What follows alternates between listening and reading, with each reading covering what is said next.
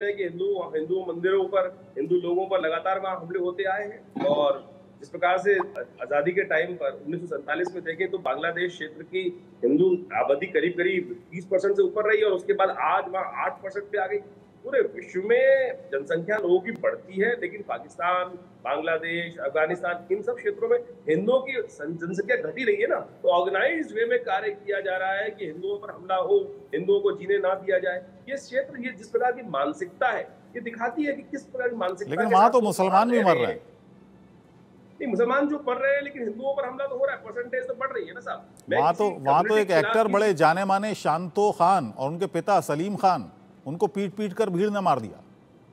मैं आज एक सुबह सुबह किसी चैनल पे टीवी डिबेट पर था साहब, और वहां पर एक मौलाना साहब बोले कि आपने शेख हसीना को हिंदुस्तान में रख लिया, इसीलिए वहां पर हिंदू मंदिरों पे हमला हो रहा है। ये मानसिकता हिंदुस्तान में आज जो पनप रही है ना, ये बड़ी भयावह है। ये भयावह है। हमको इसको हिंदू मुसलमान से उठ के सोचने की आवश्यकता है। क्या किसी व्यक्ति को, आज मुझे बताइए, आज हम 15वीं शताब्दी में, 10वीं शताब्दी में है, क्या आज भी हिंदू मंदिरों पे हमला होना कौन सिखा रहा है? ये कौन सिखा रहा है? मुझे सर्वे भवंतु सुखिना की बात हम लोग करते हैं, जिस संस्कृति में रहते हैं, पूरे विश्व को आज एक विलेज की तरह मानते हैं, जो ह्यूमन राइट्स की बात करते हैं, लेकिन उसके बाद भी आज भी लगातार अफगानिस्तान के अंदर देख लीजिए, आप लंदन के अंदर देख लीजिए, ये मानसिकता जो पनप रही है ना साहब, ये हमको सोचनी पड़ेगी, इसके बारे में रास्ता निकालना पड़ेगा। जो कट्टरपंथ, मैं कह रहा हूं सारे लोग खराब हो ही नहीं सकते, बिल्कुल भी नहीं है, ये कुछ परसेंटेज हैं। जैसे जमाते जमाते इस्लामी का जो भाव प्रभाव वहां चल रहा है, जी, कट्टरपंथ सोच चल रही है।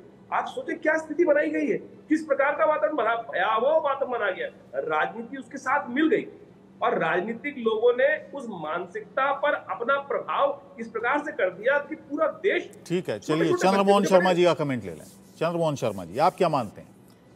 क्या वहां पर प्री प्लान बाकायदा हिंदुओं पर हमले हो रहे हैं या हिंदू मंदिरों को निशाना बनाया जा रहा है, या ये सिर्फ अवामी लीग वर्सेस वहां का जो विपक्ष है या जमाते इस्लामी है उसका संघर्ष है?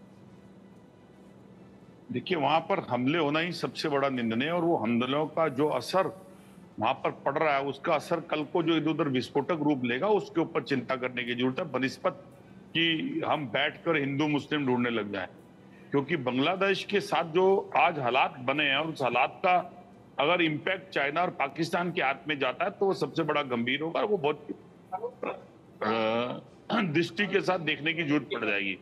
क्योंकि आज जो हालात हुए हैं बांग्लादेश के वहां, जहां पर एक सरकार चल रही थी शेख हसीना की, जिसको बिल्कुल निरस्त करके हटा दिया गया है, जी, और आज उसी प्राइम मिनिस्टर को अपनी धरती छोड़कर एक देश के ऊपर आश्रय लेने की जरूरत पड़ गई है। विषय कोई भी हो, लेकिन इस विषय के ऊपर जरूर गंभीर बात यह आ गई कि चाइना मैनिपुलेटेड और पाकिस्तान मैनिपुलेटेड जो बांग्लादेश के ऊपर जो आज उसका असर दिखा, उसके लिए हमें बहुत सावधान रहना पड़ेगा, क्योंकि उसका असर यहाँ ना हो। और अगर हम इन्हीं विषयों के अंदर हिंदू मुसलमान करते रहे तो उसका असर, मेरा मानना है, ज्यादा ज्यादा बढ़ेगा। क्योंकि अभी सबसे पहले हमें अपने बॉर्डर सुरक्षा के ऊपर जितने भी बॉर्डर सुरक्षा अहम करनी चाहिए, और किसी भी तरह की असामाजिक तत्वों की एंट्री रोकनी चाहिए, और वहां पर जो हो रही है उसके लिए कार्रवाई के सरकार को दखल अंदाजी करके उसके अंदर सिस्टम को ठीक करना चाहिए, बनिस्बत की हिंदुस्तान के अंदर बैठकर हिंदू मुसलमान करके अपने हिंदुस्तान के वातावरण को खराब कर देना।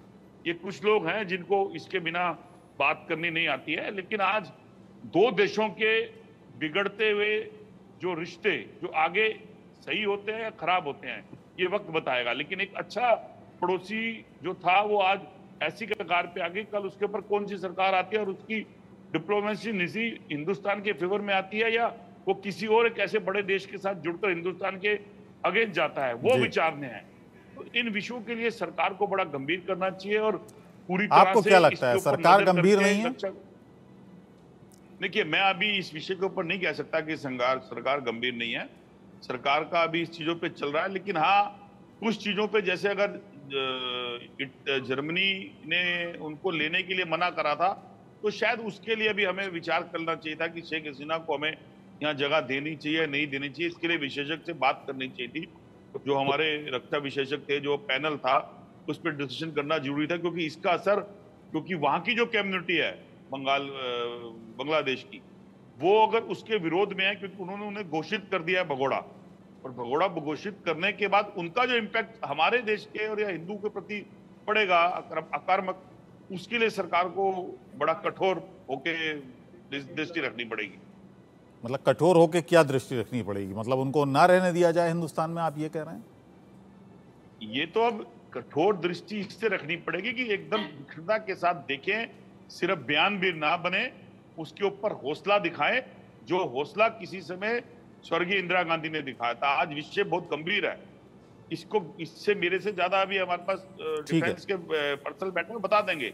ये सिर्फ यहाँ मैं उनके पास भी जाऊंगा, लेकिन आचार्य विक्रमादित्य कुछ इशारा कर रहे हैं बैठकर, कुछ कहना चाह रहे हैं वो। कौन सी मानसिकता है भाई साहब, मुझे बताइए, कौन सी मानसिकता है? जिस प्रकार की वक्तव्य दे रहे हैं कांग्रेस के व्यक्ति यहाँ बैठकर कि उनको नहीं लेना चाहिए, तो वोट बैंक सुधारना चाहते हो क्या भाई साहब? वोट बैंक, इस देश की संस्कृति रही है कि जो भी आरक्षण मांगने, जो भी यहाँ पर अपना शरण मांगने आया है उसको दी जाती है। और ये शरण जिस प्रकार से, एक बताइए कितनी भयावह स्थिति थी 1971 की, यदि आप 75 का आपको बात याद हो, तो उस टाइम पे इनके पिताजी को भी शरण देने के लिए कांग्रेस सरकार ने कहा था कि आप इधर आ जाइए।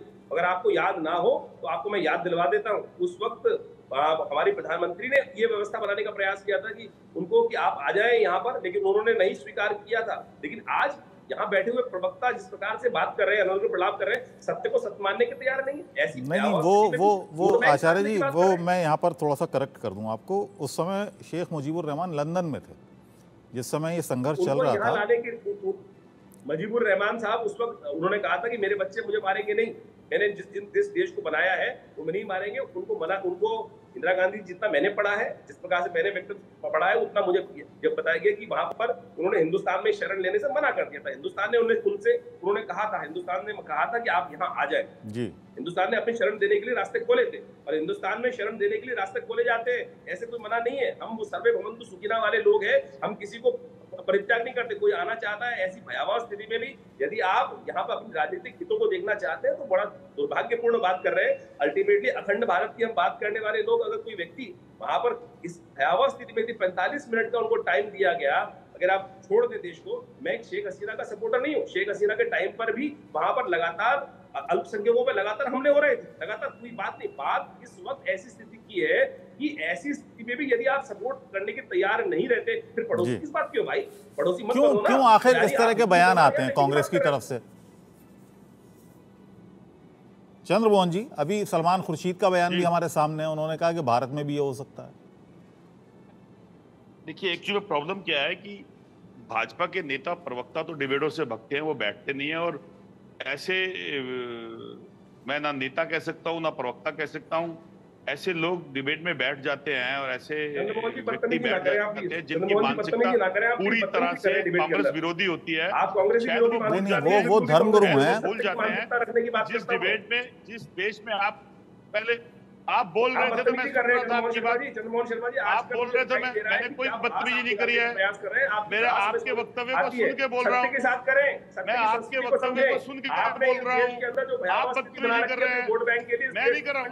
चलिए ठीक है, पहले पूरी बात सुन लीजिए विक्रमादित्य जी, पहले पूरी बात सुन लीजिए। जवाब देना चाह रहा हूँ, बदतमीजी आप कर रहे हैं, आप हर खंड को तोड़ने का प्रयास करें, आपकी डिवाइड एंड बदतमीजी आप कर रहे हैं जो इस देश में चलते हुए आ रही है। ठीक है विक्रमादित्य, उनको पहले बोलने दीजिए, उसके बाद आप जवाब दीजिए। शर्मा जी जो बोल रहे हैं, क्या कांग्रेस का प्रवक्ता का ये कांग्रेस की प्रवक्ता भी इसे सपोर्ट करेंगे? मैं कहूंगा जिनको कांग्रेस पूछती तक नहीं, उनको यहाँ बैठा दिया जाता है। नहीं, यहाँ पर बात कांग्रेस और बीजेपी की नहीं है, यहाँ पर बात हो रही है, यहाँ पर बात देश की होनी चाहिए। जी चंद्रमोहन जी, देखिए, एक तो मेरी निवेदन है कि बीच में जो लोग ऐसे बिठा देते हैं, आप उन लोगों को कम से कम इतना तमीज सिखाइए कि जब हम उनकी बात सुनते हैं आराम से, तो वो दूसरे की बात सुने। चलिए अपनी बात कीजिए, बदतमीजी मत करें डिबेट। चलिए ठीक है, अपनी बात डिबेट सर, अपनी बात कीजिए, आप छोड़िए ना इस बात को, मुद्दे पर आइए। तो सुनिए, बीच में इंटरप्ट करेंगे तो गलत होगा ना। मैंने इंटरप्ट तो नहीं करा ना अभी उन्होंने जो बोला। ठीक है, अब आपने 5 सेकंड और संयम रखना चाहिए ना, अगर अपने आप को अच्छा व्यक्ति बोलते हैं तो। क्योंकि विषय क्या है कि अगर आप किसी डिबेट में बैठते हैं तो उस विषय को आप पॉलिटिकल विषय की तरह अटेंड करेंगे। और पॉलिटिकल विषय जो होता है वो पॉलिटिकल विषय 2 देशों का होता है, उसके अंदर कोई धर्म और कोई मजहब नहीं होता, ना वो मजहब होता है। हर देश का नागरिक उस देश का नागरिक होता है और वो देश उसका होता है, और जिस देश में वो रहता है उसका मजहब उस धर्म का होता है। लेकिन दुर्भाग्य है कि यहाँ के कुछ लोग आज भी जब कोई विषय चढ़ता है उसके ऊपर हिंदू मुसलमान चढ़ देते हैं। चलिए, विजय जी भी आ गए, बीजेपी से विजय जी भी आ गए। आपको शिकायत थी कि बीजेपी के लोग नहीं आते, विजय जी भी आ गए हमारे साथ। राजीव जी पे चले जाएंगे, उनका अपना अस्तित्व कुछ नहीं है, अपने अस्तित्व के नाम पे उनके पास आज भी 0 है। क्योंकि आज विषय, मैंने पहले वक्तव्य में बात बोली थी कि ये 2 पड़ोसियों का वो संबंध है जो एक पड़ोसी के नाते था देशों का, लेकिन आज वहां की जनता ने जो हालात बना दिए हैं, उस हालात का असर हिंदुस्तान पे ना पड़े, उसके जी। ऊपर हमारी ठीक है। विचार होना चाहिए। विजय जी का लेकिन वक्तव्य जो लें। व्यक्ति यहाँ पढ़े लिखे बैठे हैं, उनके पास कांग्रेस और कांग्रेस के प्रति दूषित भावना के सिवा कुछ नहीं है। ठीक है, विजय जी आ गए, विजय शर्मा जी हमारे साथ बीजेपी से। विजय जी, स्वागत है आपका। यहाँ पर हमारी चर्चा शुरू हो गई थी, आपको थोड़ी देर लगी आने में। यहाँ पर बात हो रही थी कि वहाँ पर जो हमले हो रहे हैं, ख़ास तौर से जो हिंदू कम्युनिटी है, जो वहाँ की माइनॉरिटी कम्युनिटी है, उस पर जिस तरह के हमले हो रहे हैं। कांग्रेस प्रवक्ता हमारे साथ हैं चंद्रमोहन शर्मा जी, उनका कहना है कि ये हिंदू मुसलमान का मैटर नहीं है, ये दो देशों के बीच का एक मैटर है, इसको उस चश्मे से ना देखा जाए हिंदू मुसलमान के। जी देखिए, चंद्रमोहन जी की भाषा में सुन रहा था, इनकी वो जहरीली भाषा है जो देश को कमजोर करने वाली होती है। वहाँ हजारों लोगों की, माताओं की, बहनों की असमत लूटी जा रही है, सूली पे लटकाया जा रहा है धर्म के नाम पे, सिर्फ के हिंदू हैं, मंदिरों को तोड़ा जा रहा है। नहीं, ये आंकड़ा आपके पास कहाँ से आया हजारों का? ये हजारों का आंकड़ा आपके पास?